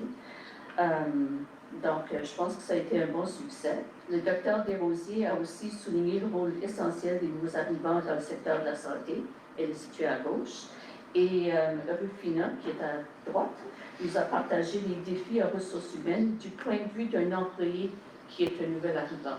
Donc, souvent, on a toujours, les informations des ressources humaines au niveau des ressources humaines, mais rarement de l'autre côté. Donc, ça a été un gros succès, puis on a reçu énormément de commentaires positifs de cette activité-là. Et aussi, on a pensé qu'on voulait créer un genre d'appréciation pour le rôle des nouveaux arrivants en communauté. Donc, on a créé une série de capsules vidéo intitulées à la rencontre des nouveaux arrivants dans le secteur de la santé. Et ce sont des capsules bilingues qui mettent en lumière les professionnels de la santé récemment arrivés dans la région Chaleur. Là, on a une, mais il y en avait une par mois, et c'était toujours quelqu'un de nouveau et qui travaillait dans le secteur de la santé. Donc, ils ont été diffusés sur nos plateformes numériques. Ça a généré du positif et une meilleure compréhension du rôle et du parcours des nouveaux arrivants dans le domaine de la santé.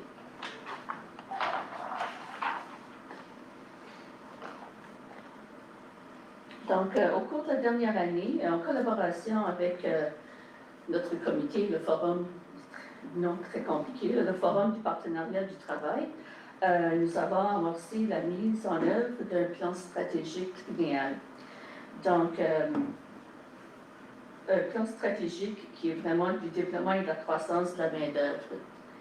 Et nous avons maintenant une feuille de route, si vous voulez, ambitieuse, et nous travaillons ensemble pour essayer de s'assurer que notre région maintient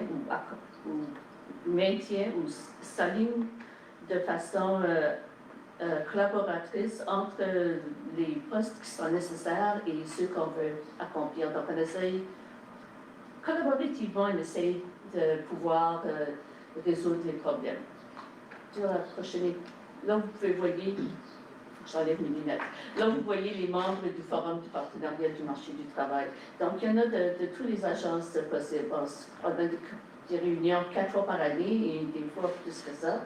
Donc, à travers du CCNB, de l'ONB, du gouvernement, du port, la ruche, la Chambre des commerces, si collectivement nous pouvons collaborer sur différentes initiatives, on pense qu'il y aura beaucoup plus de chances d'avoir du succès dans la région Chaleur au niveau de garantir une main-d'œuvre pour les postes futurs. Puis, si vous me permettez, juste un petit rappel, en janvier, on avait eu une présentation de la firme Portage. C'est-tu portage? Oui, non, c'était pas c'était- portage, c'était portfolio C'est ça. solution. Donc, Donc, cette présentation était le résultat du travail du plan triennal qui vous a été présenté en janvier de cette année. Oui, absolument. Et aussi, nous avons un deuxième comité, le comité aviseur du développement économique et touristique. Ce comité-là nous aidait, on s'est rencontrés quelques fois durant l'année et c'est tout simplement un comité de gouvernance.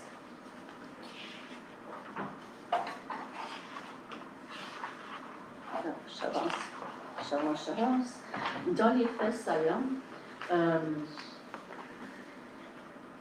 on a entrepris plusieurs études aussi, on ne les a pas mentionnées ici, mais il y a plusieurs études qui ont été entamées durant l'année 2025 et qui ont été présentées au conseil d'administration pour aider à nous guider dans le développement économique.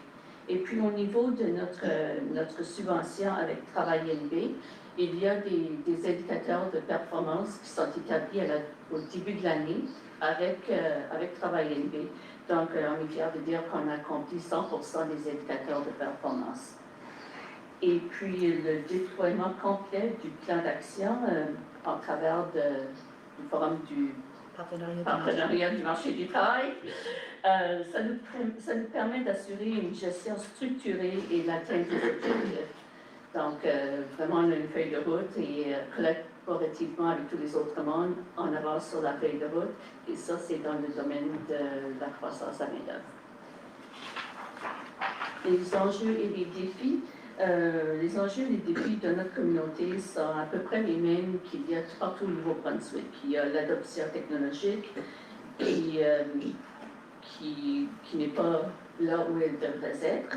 Il y a la pénurie persistante de main-d'œuvre, il y a le vieillissement et la décroissance démographique de la population, certains délais de financement ou une aide financière qui est nécessaire pour des projets. Et puis, de notre côté, on veut aussi améliorer nos données économiques. Et au fur et à mesure qu'on avance dans le développement économique, on constate qu'on a vraiment, durant les dernières quelques années, et en travers de plusieurs études et de notre mandat, on a comme établi une base, si tu veux, la fondation de ce que le développement économique peut être dans notre région.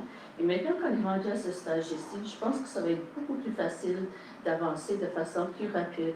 Je pense que la province, tout dernièrement, a annoncé leur nouvelle stratégie de développement économique. Puis, si on s'aligne correctement avec ça, je pense que notre région a tout le potentiel nécessaire pour croître plus activement. Est-ce qu'il y a des questions?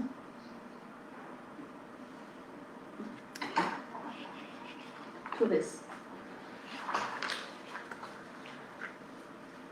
Donc, les diapositives de tourisme sont très infographiques, donc très faciles à suivre. Donc, le tourisme, pour nous, vraiment, c'est d'assurer le développement du secteur touristique en tant que destination. Donc, ce qu'on essaie vraiment de faire, c'est d'encourager les visiteurs à venir de notre région. La raison principale, c'est parce que ça augmente nos retombées économiques de la région. Et de plus en plus, la province commence à considérer le tourisme avec plus de sérieuxité de la façon que le tourisme est maintenant considéré un secteur important du développement économique. Et donc, je pense que dans le passé, on voyait, on amène des visiteurs de notre région, vraiment, ça devient de plus en plus un secteur de développement économique important. Nos objectifs stratégiques sont, est-ce qu'on peut reculer une diapositive? Sont indiqués en bas, c'est vraiment mettre en valeur et bonifier la notoriété de la destination chaleur, reconnaissance et accessibilité au plan d'eau et littoral et secteur événementiel en avant-plan pour les touristes. Ça, c'était les objectifs qui étaient déterminés à partir du plan de mise en œuvre de la CSR. Au niveau de réalisation et d'action, je vais tout simplement, si vous voyez dans les numéros 1, 2, 3 en bas, c'est vraiment les objectifs que je viens de mentionner avec on souligne quelques initiatives. Donc, numéro 1, mettre en valeur la destination chaleur. On a des campagnes de marketing, création du contenu, participation à des salons professionnels. On a un site web. Donc, ce sont des genres d'activités qu'on trouve typiquement sous cet objectif-là. Sous l'autre objectif, reconnaissance, accessibilité des plans d'eau, on a la mise en valeur des plans d'eau littoral en travers de nos campagnes et le contenu promotionnel. Donc, lorsque vous regardez nos guides touristiques ou nos campagnes numériques, vous allez souvent voir qu'il y a de l'eau dans les images, que ce soit des plages ou des bateaux ou bien des activités de ce genre. Promotion des activités nautiques, ce que je viens de dire, la marina et les sentiers côtiers, collaboration avec les municipalités et partenaires pour améliorer la signalisation, sensibilisation à la protection et la mise en valeur des environnements côtiers et aquatiques. Au numéro 3, on voit ces promotions actives des événements comme des festivals et les événements qu'il y a dans notre région à travers de nos campagnes médiatiques, soutien aux organisateurs d'événements à travers de nos forums, développement de forfaits, on est en train d'explorer ça un peu, mise en place d'un calendrier événementiel. Il est maintenant prêt, il est sur notre page, sur notre site web. Et à travers du site web, n'importe quelle personne qui est intéressée à visiter notre région a accès à toute l'information disponible. Donc, s'ils veulent les restaurants sont tous à date. S'ils veulent l'hébergement, n'importe quoi, c'est disponible sur le site web. Est-ce que je peux juste ajouter? Oui. Juste pour enchérir sur le secteur événementiel, l'année dernière, ça avait été identifié comme un pilier important. Puis c'est pour ça qu'on avait ajouté un poste qui est présentement affiché, le concours pour le coordinateur des événements, qui travaillerait avec les opérateurs pour préparer comme des packages, puis aussi créer aussi des événements événementiels dans la région. OK. On peut aller à la prochaine diapositive. Donc, là, nous avons des très beaux résultats. Ils sont tout simplement énumérés. Là. Nos campagnes, présentement, sont hiver, été et automne. Donc, vous pouvez voir le nombre d'impressions et de clics en travers de nos médias numériques. Prochaine diapositive. Présence organique sur les médias sociaux, ce sont les affichages qu'on fait à l'interne. Donc, si on regarde le côté gauche, c'est Facebook, le côté droit, c'est Instagram. Donc, le nombre d'abonnés sur la page de Tourisme Chaleur a augmenté par 8%. Et nous avons publié 117 publications organiques qui incluent aussi là, notre Vendredi gourmand, qui est un genre de petite vidéo. Au côté Instagram, le nombre d'abonnés sur la page a augmenté par 6%, avec 98 publications publiées de façon organique. Donc, il y a certaines choses qui vont sur la page Facebook, il y a autres choses qui vont sur Instagram, dépendamment des besoins de chaque média. Et puis, notre site web a vu 104 000 utilisateurs. Et leur temps d'engagement, c'est à peu près 46 secondes. Donc, c'est le temps qui passe presque. Lorsqu'ils vont au site web, ils restent pour à peu près 46 secondes, presque une minute. Là. Prochaine diapositive. Donc, nous avons... ça donne juste un aperçu de nos initiatives. Donc, nous avons un guide touristique au format magazine. Il y a une édition annuelle. Ça met en valeur les expériences, les attraits, les hébergements, les restaurants et les événements de la région. Et puis distribué dans tous les centres d'information à l'extérieur de notre région. Donc, aussitôt qu'on reçoit nos guides, je trouve ça toujours difficile de regarder et de pouvoir. Lorsqu'on reçoit les guides, on les envoie avec nos étudiants d'été qui sont distribués à travers de tous les centres touristiques de la province et quelques-uns ailleurs s'il y a une demande. Donc, on a aussi créé une nouvelle carte touristique. C'était une conception très facile. C'était un genre de carte qui était dans les centres d'information où on peut facilement regarder à la carte et tout simplement dire si vous voulez vous rendre de cette place-là à cette place-là, on peut vous créer un trajet. Ça s'enlève de façon comme ça. et aussi des pamphlets sur les événements et les festivals. On a créé un genre de carton avec tous les festivals indiqués dessus. Donc, si quelqu'un est intéressé, il veut savoir quels sont les festivals, on peut leur donner qu'un outil et tous les festivals, toute la saison estivale à partir de juin ou la fin du mois d'août sont indiqués sur le même carton avec un QR code qui te ramène toujours au site web qui est vraiment l'endroit où on peut trouver toute l'information touristique de notre région. On a eu un lancement de la saison touristique estivale à l'Auberge d'Anjou l'année dernière. Et aussi, puis le prochain événement, le lancer de la saison de cette année va être au 28 mai. Et puis, on a aussi eu un autre forum. On a au moins 1 ou 2 forums annuellement. Et les forums sont destinés envers les opérateurs touristiques. C'est une opportunité pour leur donner des aperçus de ce qui se passe dans la région au niveau de statistiques et d'informations, de retombées économiques. Mais c'est aussi une opportunité pour nous d'emporter les conférenciers et de parler aux opérateurs touristiques des nouvelles initiatives, des nouvelles tendances qui sont manifestées dans le domaine du tourisme. Donc, c'est vraiment une occasion pour eux d'avoir de l'accès à l'information qu'autrement ils n'auraient pas accès. Et en fin de compte, nous avons aussi participé au comité de mise en candidature pour le Congrès mondial acadien pour la Baie des Chaleurs.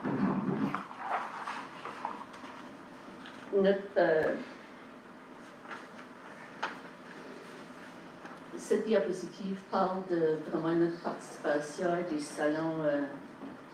des salons promotionnels. Donc, on a aussi, nos employés vont aussi à des salons à l'extérieur pour être capables de promouvoir notre région. Donc, l'année dernière, on est allé au Salon Imaginature avec la province du Nouveau-Brunswick et toutes les autres régions aussi, à Montréal. On participe activement au Salon Péninsule de Caraquet et à l'exposition régionale de Beresford.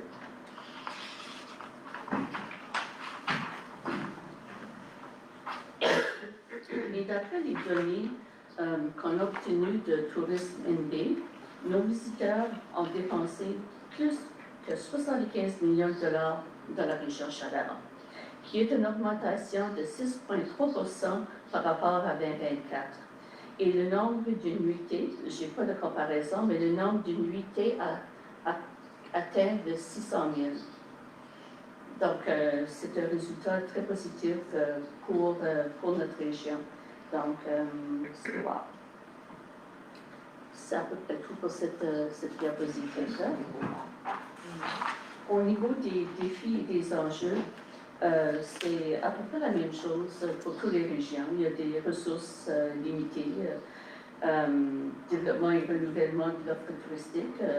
On ne peut pas toujours offrir la même chose. C'est vraiment nécessaire d'innover. Une attraction de clients à forte valeur économique. C'est vraiment suite à la stratégie de tourisme Nouveau-Brunswick. Donc, nous voulons attirer des visiteurs qui vont dépenser encore plus dans notre région. L'augmentation de l'offre durant les 4 saisons, donc c'est de l'effort qui est mis sur les saisons épaulières. Et le renforcement de la concertation régionale, mais vraiment la collaboration parmi tous est nécessaire pour le succès. Et nous avons de très bonnes relations de ce côté-là. Et nos perspectives futures pour 2026, c'est la mise en marché plus ciblée. Donc, nous voulons être un peu plus stratégiques dans nos campagnes numériques pour être capable de cibler plus spécifiquement certains visiteurs versus d'autres. Et développement de créneaux à fort potentiel, c'est un peu ce que Jocelyne a mentionné. Là. Nous voulons concentrer, ça fait plusieurs années qu'on concentre exactement sur la même chose. Donc, à un moment donné, ton nombre de visiteurs, il plafonne, il devient stable. Donc, si nous voulons augmenter le nombre de visiteurs dans notre région, que je pense est notre but principal, si nous voulons remonter les retombées économiques, il va falloir qu'on fasse autre chose. Donc, on veut focuser sur le tourisme d'affaires. ça serait d'attirer des événements et des conférences ou des congrès à notre région qui sont de taille d'environ 200, c'est un potentiel de 200 personnes qui peut facilement être accommodé de la région à travers de nos opérateurs, de focuser un peu plus sur le tourisme culturel et sur et valoriser notre patrimoine, nos artistes, nos festivals et notre histoire. Et ça, c'est ressorti dans notre plan stratégique. Actuellement, je vais résumer ça un peu. On a fait des tables de travail dans la région, puis on a abordé plusieurs sujets. Et ce qui est ressorti, c'est ce que nous avons décidé de focuser dessus. Le tourisme d'affaires, le tourisme culturel pour valoriser notre patrimoine, nos artistes, et des expériences en plein air distinctives ou authentiques, des expériences authentiques, promouvoir toutes les activités d'aventure et possiblement regarder à la possibilité d'avoir peut-être une expo de quelque sorte dans la région concentrée sur le plein air. Afin d'accomplir ça, il va falloir qu'on comble un poste, puis qu'on ait un employé qui pourra nous aider de ce côté-là. Le côté développement et innovation, c'est vraiment collaborer avec des partenaires pour enrichir et diversifier l'offre touristique et collaborer avec et travailler en étroite collaboration avec nos acteurs régionaux pour accomplir nos buts, si vous voulez, nos objectifs. Ça, la ligne du bas est à peu près un résumé de la même chose. Donc, c'est à peu près tout. Je voudrais aussi prendre un moment pour dire que ce soit nos objectifs en tourisme ou en développement économique, on ne pourrait pas les faire sans l'appui de nos employés. Donc, je voudrais remercier Mylène Doucet au niveau touristique et Nicolas Gaillard au niveau du développement économique pour le travail qu'on a été capable d'accorder. Est-ce qu'il y aurait des questions? Merci beaucoup, Shirley. Je pose des questions. Aucune question. Merci beaucoup pour ton OK, merci. OK. On est fini d'abord. Fini d'abord, on va aller à Corporate and Collaborative. C'est ça. Reception of 2025 Annual Report. Donc, habituellement, lorsqu'on présente un rapport annuel, on demanderait au conseil d'administration s'il y aurait un proposeur et un secondeur juste pour recevoir le rapport. Donc, c'est ça qui serait comme la résolution. So, somebody to moved by Kim, second by Lillian, to approve the 2025 annual report, or to receive it. Yeah, to receive the. To receive the report. Is there any questions on the motion? See no question on the motion. Everybody in favor, please signify. Aye. Against, motion carried. Any support an oversight committee report? All right. Mr. Chair, if you want, I can read the report on your behalf. Yeah, sure. Go ahead. The Support and Oversight Committee met on April 30th, 2026 to review the 2025 audited financial statements prepared by the accounting firm Alain Paquet and Arsenault. The committee requested explanations regarding the reported surpluses. Upon review, the committee was satisfied that these surpluses were reasonable and appropriately supported, arising either from changes in accounting estimates or from valid operational factors. The committee is in the opinion that the financial statements faithfully reflect the financial position of the CRSC.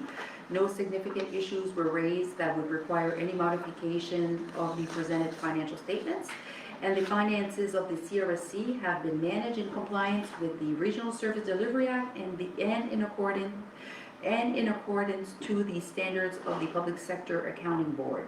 Consequently, the committee recommends that the Board of Directors adopt the 2025 audited financial statements of the CRSC for the fiscal year ending December 31st, 2025 as presented, signed by the one and only Michael Willett, Chair of the committee. I'll need somebody to move. L'amendement. Ben, pour juste le rapport, on a une résolution pour adopter des états financiers. Et ça, c'était juste une présentation du rapport. Ça fait que, la résolution, C'est la suivante. the latest, okay. So I'll read it.